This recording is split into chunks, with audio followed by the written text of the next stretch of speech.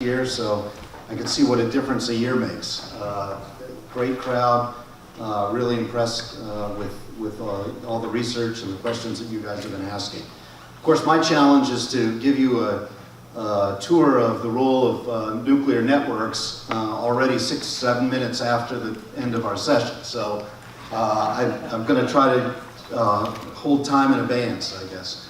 But rather than give you a very detailed scholarly presentation, I want to leave you with a few ideas, and I've given you some slides, and we can maybe discuss those in the aftermath. So I'll try to keep this as short and sweet as possible. And it's also very difficult, I must say, to find gaps to fill after these very extensive presentations by my colleagues. But one thing I have been struck by is that we've heard a lot about the past in terms of the nuclear profile of the Middle East, with Israel, to Iran, to the nuclear weapons-free zone debates, and the role of the NBT review. And then in the last two presentations, we heard a lot about the future, different scenarios for nuclear energy development. But I guess if there's one point that I want to leave with you guys in my remarks, is to appreciate that the future is now, especially with regards to the nuclear energy aspirant states. Now in the sense that the countries that Anton just mentioned, such as Saudi Arabia, Jordan, UAE, are already a part of the global nuclear trading system or networks.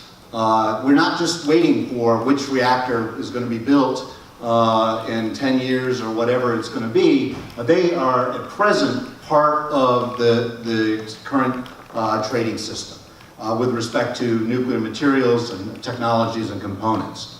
But they're also marked by very vibrant knowledge communities as well.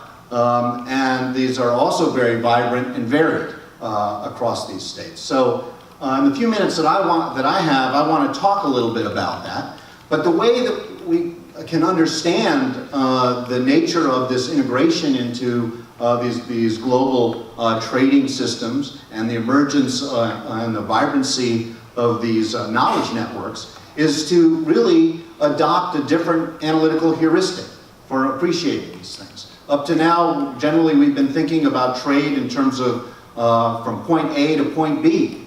But the reality is that these are much more complex, interdependent set of relationships where states can be engaged by being a broker, a transshipper, not just a source or destination. And that really tells the tale of a lot of these emerging nuclear energy states, especially in the Middle East. But to really understand that, we need to have an appreciation for what networks are and how to think about influence on behaviors within networks. So I want to talk a few minutes about a network approach to thinking about these issues, not only on the material side, but also on the knowledge side. And then I think these do have ultimately some questions and some issues for us to think about as we try to relate this emerging and evolving nuclear energy landscape to the issues of nuclear security and non-proliferation. Okay, so before I get into the meat, I want to bring to your attention that what I'm going to show you and discuss is really related to several projects that I'm doing, and those projects are animated by really three sets of issues. One is trying to understand the processes of diffusion, not just sort of the constructural drivers, but actually how materials flow, and what roles individuals, institutions, states, or firms play in these processes. I'm also animated by issues of capacity. How do these processes affect whether or not states are able to realize their stated ambitions, either on the commercial side or on the weapons side of the ledger? The research is also animated by trying to understand the knowledge side of the ledger. We've been, for the most part, talking about materials and technologies and weapons systems, but they are critically dependent on the experiential learning, the practical learning of different knowledge communities. And the whole issue of knowledge or practical knowledge is really understudied, underspecified, and leaves us wanting in a number of areas. And we can maybe talk about that later. But the last real motivator is that when we appreciate that there are complex interdependencies and influence exerted within these interdependencies, it requires a different heuristic. And it's bringing sort of social network analysis to the game, if you will, of the nuclear security and nonproliferation and nuclear energy space. And we don't have time to get into a long discourse about what the social network analysis is, but ultimately what we're trying to do is map and measure relationships, as opposed to looking at power and influence as derivative of attributes of states, like the size of their economy, the size of their military capabilities, etc. But really focusing on the relationships between entities. And the main entities that we're interested in here can be states, they can be firms, they can be institutions or organizations, they can be individuals when it comes to the knowledge side of the ledger. So that's one set of actors, the nodes, and then there are relationships. And the relationships can be constituted by knowledge, it can be constituted by flows of energy, of resources, or of dollars. And so there are different types of links that we'll look at. But ultimately, in trying to understand influence in these networks, we want to appreciate the structural position of these different nodes in that set of relationships. And this is where things get tricky, and I'm going to have to be very abridged, but the point being is that really the devil in the detail of network analysis rests on which measures, analytical measures you're using to assess prominence, or in our case, influence.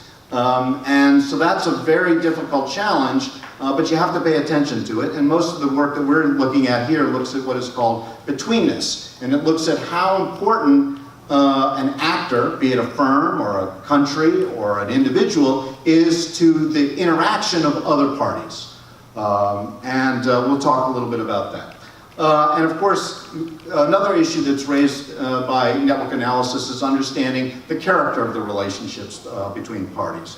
And the beauty of network analysis is that we can measure the prominence or the centrality or influence of the different nodes in these interdependent relationships, but then we can map different relationships on top of each other to see if there are nodes that may be influential in different types of relationships or networks. So in the few minutes that I have left, and I have given you some slides, and I'm not going to go into a lot of detail, but I want to give you a flavor of what network analysis can maybe help to illuminate about the emerging and really existing landscape and how it's evolving among the nuclear energy aspirant states and others, both on the material side and on the knowledge side, and then touch on some of the issues that you may want to think about.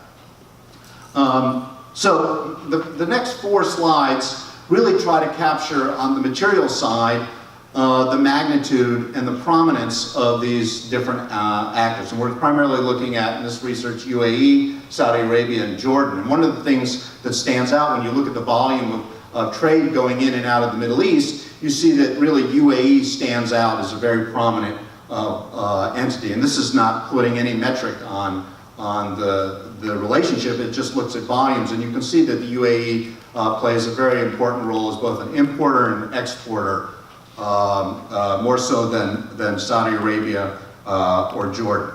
But this is when we begin to play around with network analysis and we start looking at a betweenness score. In other words, how important one node is to the interaction of other nodes. And again, what we see here when we look at radioactive isotopes and materials, we see that UAE is a very important hub, or we can, in our parlance now, we would talk about a transshipper, because it's very integral to bringing those resources into the region and then distributing them both in the region and outside of the region. So UAE really stands out in this regard, as opposed to Saudi Arabia, that's primarily an importer. And then when you look at, this is looking at the components of the fuel cycle as opposed to the materials. And you see that one thing that stands out here is that the network is a lot less complex. But again, UAE plays a prominent role here. The next 2 slides really look at just the prominence within the Middle East. In other words, as opposed to bringing the external to the region. And you see that Saudi Arabia, which is not such a prominent player with respect to the global interface with the Middle East, is an important node to other actors within the region. It is not only importing, but it's exporting to Bahrain and other Gulf states, as is UAE. So here, it depends on how you scope the problem. You see a different picture. And here's when we look at trade and components. Again, much less complex. UAE really stands out as an important exporter, whereas in the region, as opposed to Saudi Arabia, it's more of an importer within the region. Okay, that's on the material side. And so what you sort of see here is that what's distinctive is that these three countries are much more involved in the nuclear trading game than would be suggested by the scale of their nuclear infrastructure that they currently have in place. So just waiting to see which country is going to get whatever reactor, and then think about what the non-proliferation security challenges are going to be, is going to miss a lot of what's going on. UAE is a critical hub already. All three of these countries, to different degrees, are tied into existing trading. And if I have more time, I'd show you that for the most part, they are very important in bringing trade with NSG members, in other words, imports of NSG members, and then they are transshippers, exporters to the developing world and non-NSG members. So they're a very critical potential player in the global trading system in ways that we may not be thinking about.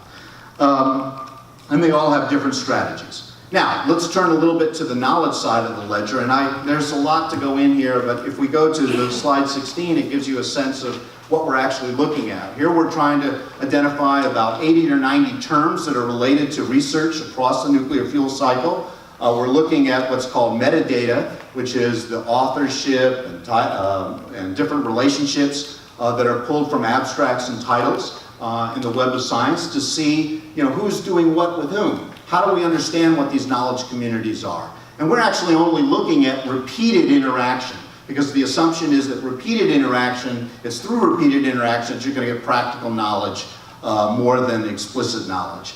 And so we're looking at individuals and organizations and their relationships, and the relationships capture the knowledge.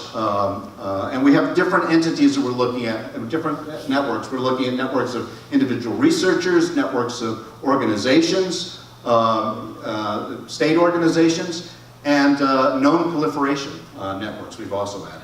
And so this is going back a little bit to Iran, to pick up what some of my colleagues said. Iran actually has a very long and prestigious tradition, especially in the academic realm, but it's been historically in the nuclear space quite dispersed.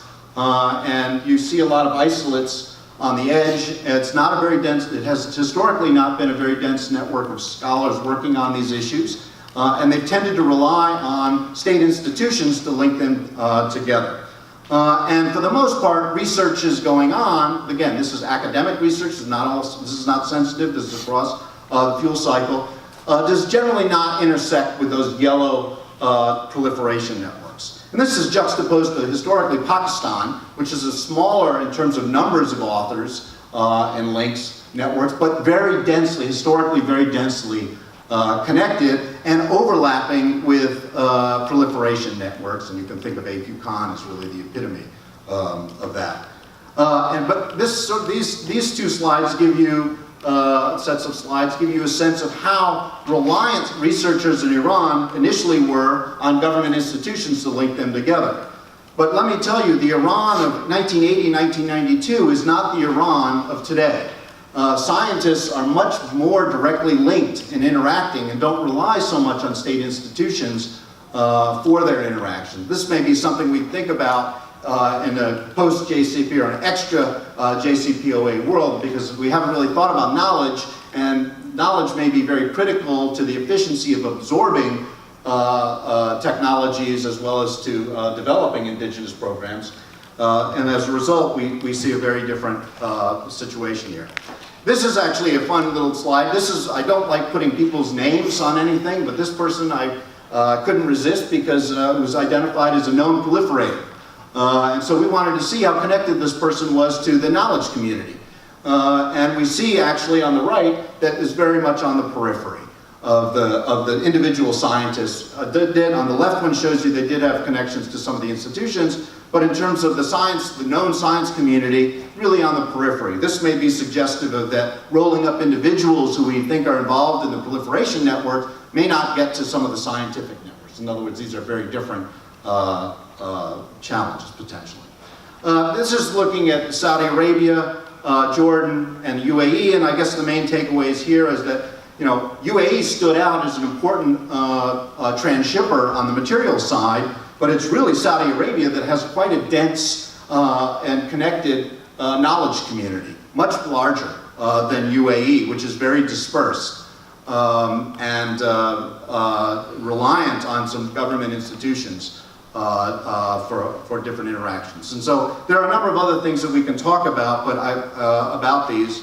But what I want to do is leave you with a few thoughts. And one is, when we're thinking about some of the proliferation challenges presented by the growing nuclear energy and commercial footprint in the Middle East, we need to appreciate that the future really is now.